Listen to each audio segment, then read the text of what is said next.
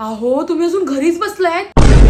मी कालच सांगितलेलं ना मला आज मच्छी खायची आहे म्हणून. कशी आणणार तुम्ही आता मार्केट मधून फ्रेश मच्छी? अगं मी मार्केटला जरी नाही गेलो तरी तुला मच्छी मिळणार आहे, तेही घर बसल्या. ते कसं काय? नाखवा सी फूड आहे ना. Nakhwa sea food? अगं नाखवा सी फूड जे तुम्हाला घर बसल्या फ्रेश मच्छी डिलिव्हर करतात.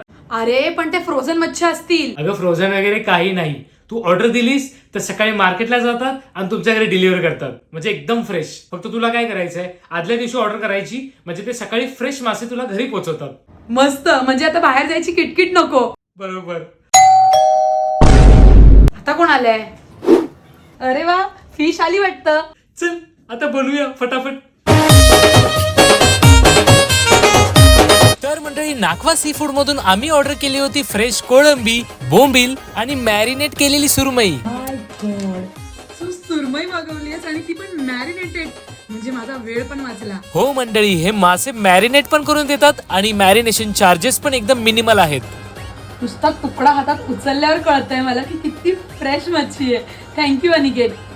मंडळी, मच्छी तर फ्रेश आहे, पण त्याचबरोबर साईज आणि क्वांटिटी एक नंबरच. Wow, look at the size. Clean केलेले बोंबील आहेत, फ्रेश कामही वाचलेलं आहे मस्त.